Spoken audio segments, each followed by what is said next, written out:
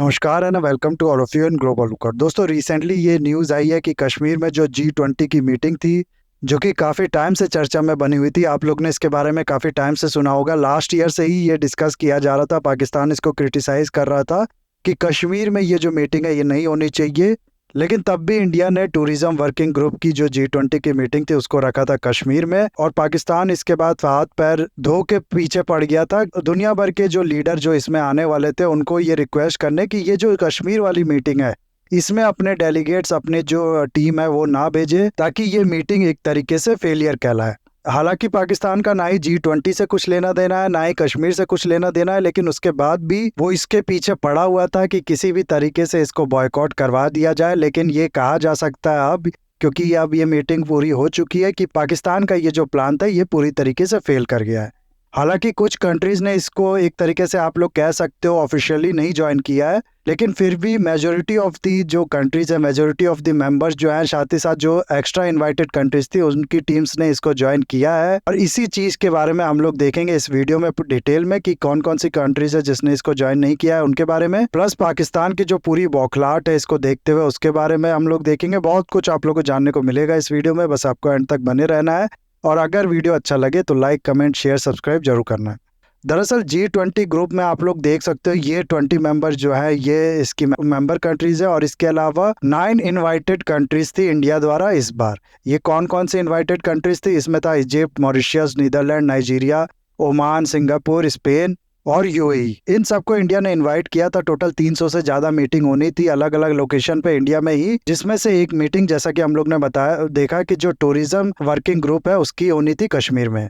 पाकिस्तान काफ़ी टाइम से लॉबिंग करने में लगा हुआ था, जो भी खासकर से मुस्लिम कंट्रीज हैं जो कि उसकी एलाई कंट्रीज है, जैसे कि सऊदी अरेबिया हो गया, टर्की हो गया, और फिर साउथ ईस्ट एशिया की एक दो कंट्रीज हो गई जैसे कि इंडोनेशिया वगैरह। इन सब से पाकिस्तान लगातार रिक्वेस्ट कर रहा था कि अपने वो जो डेलीगेट है वो इस मीटिंग में ना भेजे। साथ ही साथ SCO मीटिंग भी जब हुई थी उस टाइम पे पाकिस्तान के जो मिनिस्टर थे बिलावल भुट्टो, वो इंडिया आए थे, तब भी उनने ये जो मुद्दा ये उठाया था। लेकिन उसके बाद भी हुआ क्या कि ये मीटिंग भी हुई और इसमें सारी ये जो कंट्रीज है उसमें से मैक्सिमम कंट्रीज ने इसको अटेंड भी किया। पाकिस्तान को दरअसल डर ये था कि कहीं ऐसा ना हो कि हम लोग जो प्रोपेगेंडा फैलाते हैं कि कश्मीर में ऐसा हो रहा है, कश्मीर में वैसा हो रहा है, कश्मीर बहुत ही ज़्यादा अनस्टेबल और नॉन पीसफुल एरिया है, उसका सच सबके सामने ना आ जाए। ये डेलीगेट्स जब इस मीटिंग के लिए कश्मीर में आएंगे और कश्मीर में देखेंगे कि ऐसा कुछ भी नहीं है, खाली जो इकलौता खतरा है कश्मीर को वो है टेररिज्म का, जो कि पाकिस्तान द्वारा फैलाया जाता है यहाँ पर, तो पाकिस्तान की जो पूरी मेहनत थी अब तक की वो पूरी फेल हो जाती है।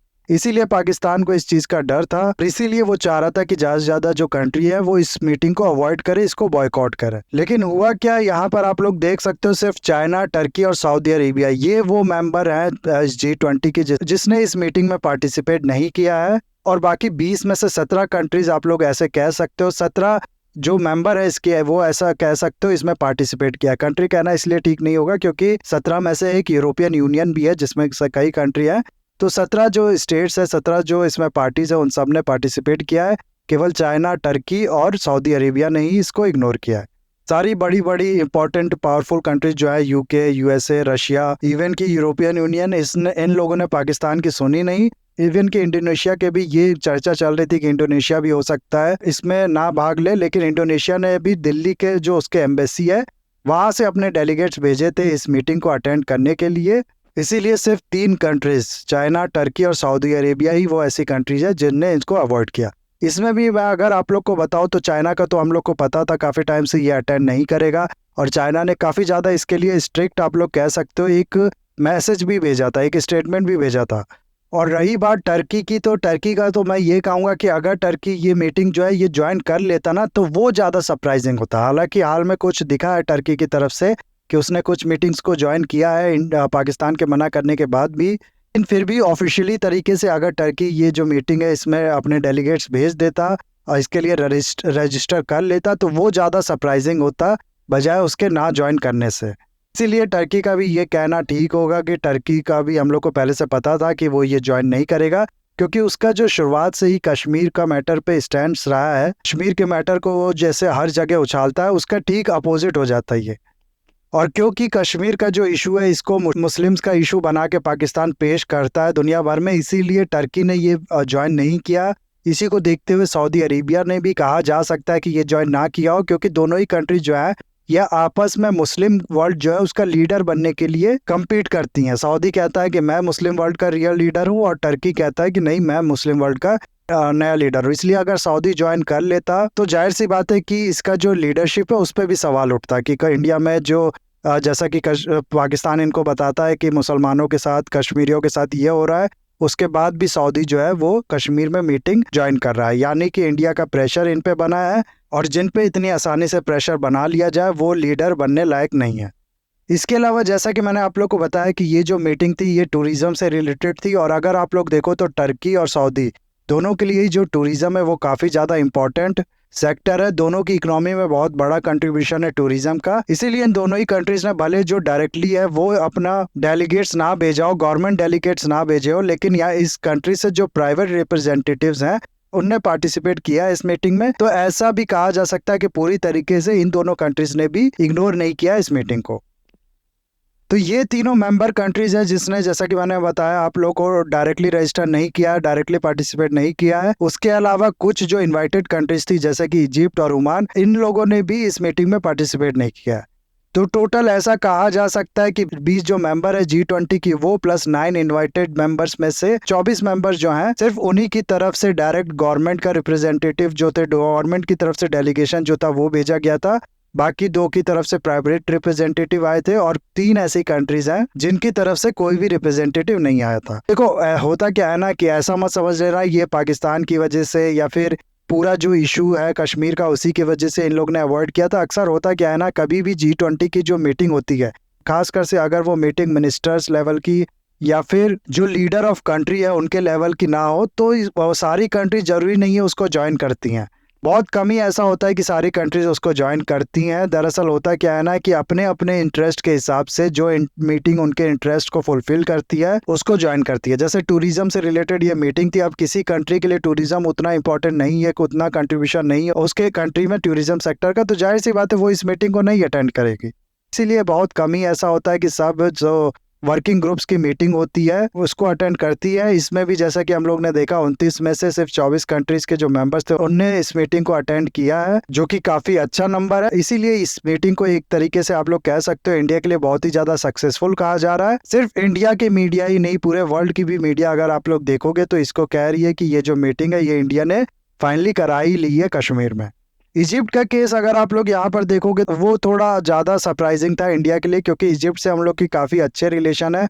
हाल में थोड़े और अच्छे रिलेशन डेवलप हो गए। दरअसल इसी साल जनवरी में दोनों कंट्रीज ने जो पार्टनरशिप है उसको स्ट्रेटेजिक पार्टनरशिप तक लेके जाने की बात की थी। और उसके बाद लास्ट वीक ही इंडिया के जो आर्मी के जनरल हैं मनोज पांडे, वो भी गए थे इजिप्ट पे विजिट करने के लिए। और इसके बाद इजिप्ट की तरफ से आप लोग को पता होगा 70 तेजस एयरक्राफ्ट खरीदने की भी बात चल रही है इंडिया से। और इवन की जो इंडिया की मिसाइल्स है उसमें भी इजिप्ट काफी ज्यादा इंटरेस्टेड है। तो इन सब चीज़ों को देखते हुए इजिप्ट और इंडिया के रिलेशन जो है वो काफ़ी तेज़ी से हाल में डेवलप कर रहे थे। ऑलरेडी काफ़ी अच्छे रिलेशन है और ये तेज़ी से डेवलप कर रहे थे। सिक्योरिटी कॉपरेशन दोनों कंट्रीज के बीच में काफ़ी इंपॉर्टेंट एरिया ऑफ कॉपरेशन था। आप लोग को बता दूं कि जो स्विस कैनाल है यहाँ से इंडिया का अराउंड 200 बिलियन का जो ट्रेड है वो पास होता है।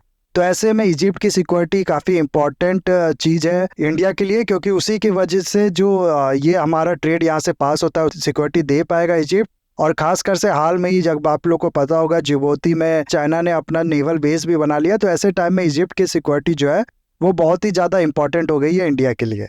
नहीं तो हमारा ये जो गुड्स है जो इस रास्ते से ट्रांसफ़र होता है इसको चाइना कभी भी थ्रेटन कर सकता है यहाँ पर जो उसका नेवल बेस है उसके थ्रू। तो इस तरीके से दोनों कंट्रीज़ के बीच में जो कॉपरेशन है, जो रिलेशनशिप है वो काफ़ी ज़्यादा इंप्रूव हो रहे थे। लेकिन उसके बाद भी इजिप्ट का ये जो डिसीजन है इस मीटिंग को अवॉइड करने का, ये काफ़ी ज़्यादा इंडिया के लिए सरप्राइजिंग भरा है। बाकी जो कंट्रीज़ हैं उसके द्वारा तो ये एक्सपेक्टेड था, ऐसा कहा जा सकता है।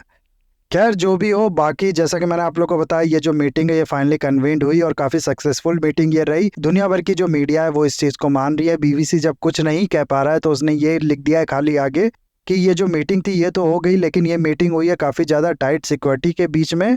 जाहिर सी बात है पूरी तरीके से कोई चीज़ अच्छी चीज़ लिखी हुई BBC को पसंद आएगी नहीं इंडिया के फेवर में। इसीलिए ये थोड़ा बहुत एडिट उसको करना पड़ता है। और साथ ही साथ पाकिस्तान भी बहुत ज़्यादा फ्रस्ट्रेट अब इस पे हो चुका है, उसने आर्मी को धमकी तक दे दी है इस चीज़ पे। पहले भी बिलावल भुट्टो जो है वो धमकी दे चुका है कि हम लोग अपने तरीके से इंडिया को एक अच्छा सबक सिखाएंगे। फिर से पाकिस्तान की तरफ से ये धमकी आ रही है, और पाकिस्तान की तरफ से भी साथ साथ पाकिस्तान बेस्ड जो टेररिस्ट ऑर्गेनाइजेशन है उनकी तरफ से भी ये धमकी आ रही है। तो ऐसे में चांसेस है फ्यूचर में एक टेररिस्ट अटैक भी हो सकता है इंडिया के अगेंस्ट में। इसलिए भी इंडिया की जो गवर्नमेंट है उसको प्रिपेयर रहने की ज़रूरत है। लेकिन साथ ही साथ ये जो मीटिंग इंडिया ने कराया है, चाहे चाइना के अगेंस्ट में जो इंडिया ने अरुणाचल प्रदेश वाला मीटिंग कराया था G20 का, इन सब के लिए हम लोग कह सकते हैं कि ये एक बहुत बड़ा डिप्लोमेटिक विन है इंडिया के लिए। और इसके लिए हमारी जो एजेंसीज है उनकी तारीफ हम लोग को करनी होगी। तो ये है पूरा वीडियो गाइज। होप ये वीडियो आपको अच्छा लगा होगा। इसे लाइक, कमेंट, शेयर, सब्सक्राइब जरूर कीजिएगा। That's all. Have a nice day. Take care.